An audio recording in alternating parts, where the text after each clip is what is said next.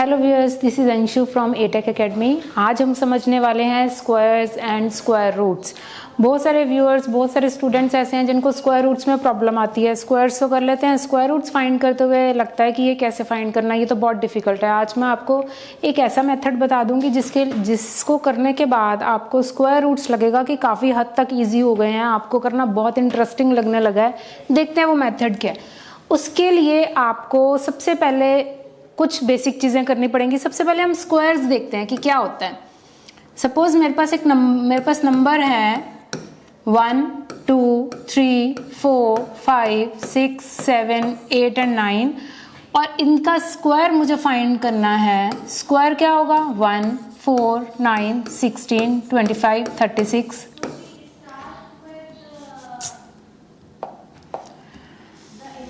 25 36 49 64 and 81। अब आप देख सकते हैं कि यहाँ पे जो नंबर है, इस नंबर का यूनिट प्लेस और इसका यूनिट प्लेस हम चेक करेंगे। यूनिट प्लेस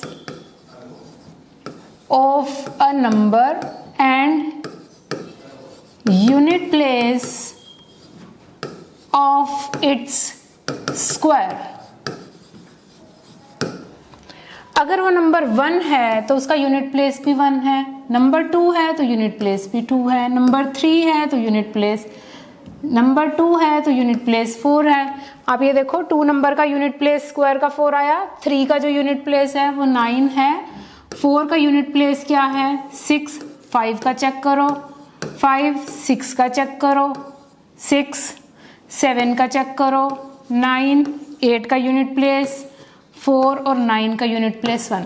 अब आप चेक करो कि इन सारे नंबर्स के यूनिट प्लेस के कॉरस्पॉन्डिंग जो ये यूनिट प्लेस हैं वो क्या है। तो आप ये देखोगे कि 1 का और 9 का, इन दोनों का यूनिट प्लेस 1 होगा। अगर मैं किसी भी नंबर, कोई भी नंबर जिसके पीछे 1 आता हो, उसका जो स्क्वायर निकलेगा उसका यूनिट प्लेस 1 होगा। किसी भी नंबर के पीछे 9 आता हो, उसका जो स्क्वायर होगा उसका यूनिट प्लेस 1 होगा हमेशा। तो दैट मीन्स 1 और 9 जिसके भी पीछे आते हैं उसके स्क्वायर के पीछे हमेशा 1 आएगा। ऐसे ही 2 और 8 के स्क्वायर के पीछे हमेशा 4 आएगा। 3 और 7 के स्क्वायर के पीछे हमेशा 9 आएगा। 4 एंड 6 के स्क्वायर का यूनिट प्लेस जो होगा वो 6 होगा और 5 का 5 होगा। एक और एग्जांपल लेते हैं। सपोज मैं 12 का स्क्वायर करती हूँ तो क्या आएगा? 144। तो जो यूनिट प्लेस नंबर का 2 था उसका मेरे पास जो स्क्वायर का यूनिट प्लेस आया वो 4 होगा। तो देखो 2 का 4 है, ऐसे ही 4 और किसका है? 8 का। तो अगर मैं 18 का स्क्वायर निकालती हूँ तो होगा 324। दैट मीन्स 2 और 8 का अगर स्क्वायर किया जाए तो किसी भी नंबर के यूनिट प्लेस पे अगर 2 या 8 होगा और उसका स्क्वायर किया जाए तो उसके नंबर के यूनिट प्लेस पर 4 आएगा। क्लियर? ये क्लियर हो गया आपको कि एक नंबर होता है हमारे पास और एक उसका स्क्वायर होता है। एक नंबर का यूनिट प्लेस होता है, एक उसके स्क्वायर का यूनिट प्लेस होता है। नंबर का यूनिट प्लेस ये लिखा हुआ है आपने, स्क्वायर का यूनिट प्लेस, ये सब यूनिट प्लेस हैं जिस पे नंबर एंड होता है, राइट। अब मैंने आपको बताया कि 1 और 9 का यूनिट प्लेस 1 होता है, 2 और 8 का यूनिट प्लेस 4 होता है, 3 और 7 का यूनिट प्लेस 9 होता है, 4 और 6 का यूनिट प्लेस 6 होता है। देखते हैं, इसको लिख के देखते हैं दोबारा से। 1 और 9 का जो यूनिट प्लेस होगा वो क्या होगा? 1 होगा। 2 और 8 का यूनिट प्लेस क्या होगा? 4। 3 और 7 का यूनिट प्लेस क्या होगा? 9। 4 और 6 का यूनिट प्लेस क्या होगा? 6 और 5 का यूनिट प्लेस 5 होगा। क्लियर? आपको इसको लर्न कैसे करना है? देखो, इन दोनों का सम क्या होगा? 10 10 10 10 और 5 प्लस 5 भी 10 होता है। 5 इटसेल्फ 5 ही है, इसको आपको लर्न करने की जरूरत भी नहीं है। ठीक है, तो इट मीन्स 1 किसी भी नंबर के पीछे 1 या 9 हो, आपको पता होना चाहिए उसका यूनिट, उसके स्क्वायर का यूनिट प्लेस 1 होगा। 2 8 का 4, 3 7 का 9, 4 और 6 का 6। अब क्वेश्चन आगे करने से पहले हमें एक और ग्राउंड वर्क करना है, वो हम समझ लेते हैं कि क्या है। देखो आपको ये मालूम है, 5 स्क्वायर 25, 10 स्क्वायर 100, 15 स्क्वायर 225, 20 स्क्वायर 400,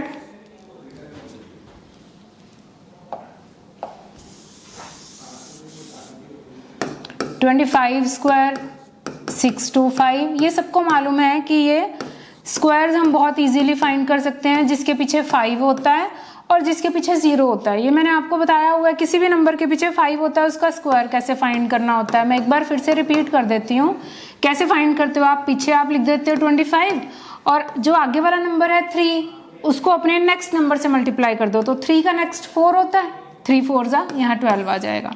और 40 का स्क्वायर आपको मालूम है 1600।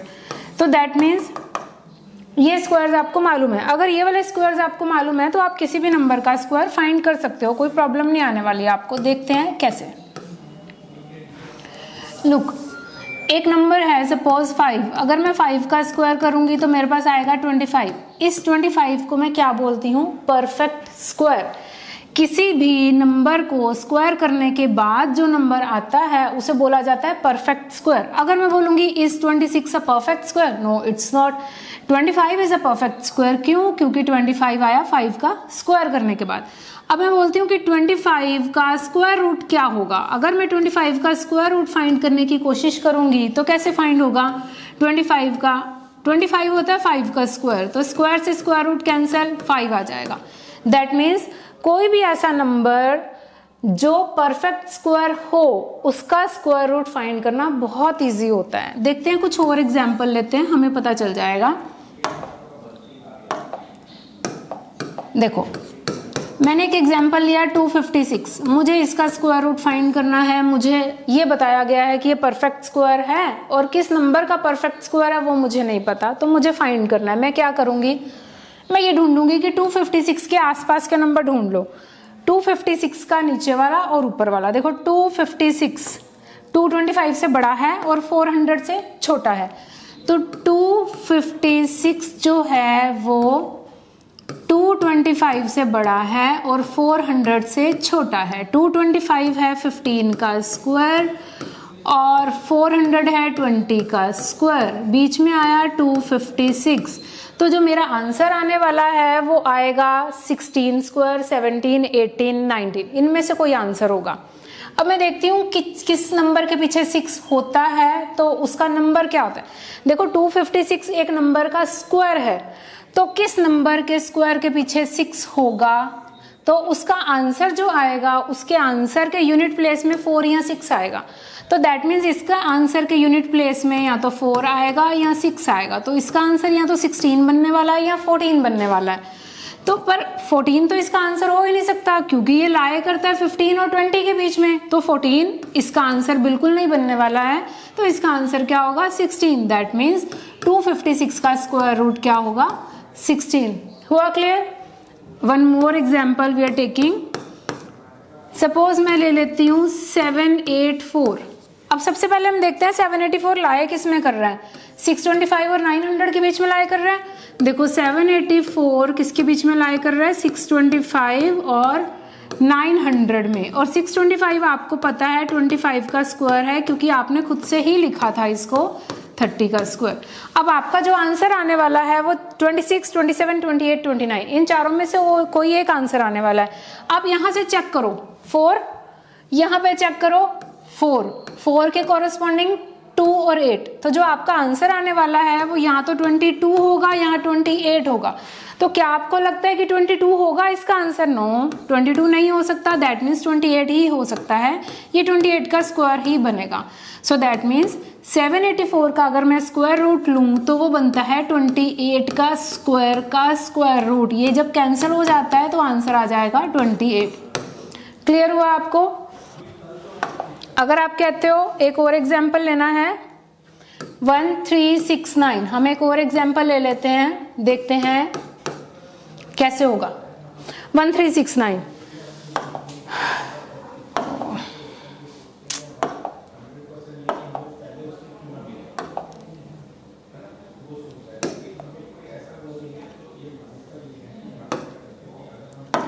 1369 देखो कहाँ पे लाई करता है, 1225 और 1600 में लाई करता है।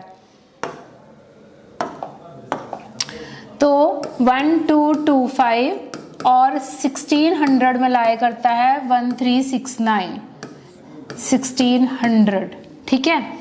अब 1225 आपको मालूम है 35 का स्क्वायर है, ये आपको मालूम है 40 का स्क्वायर है, तो जो आपका आंसर आने वाला है वो 36, 37, 38, 39 में से आने वाला है।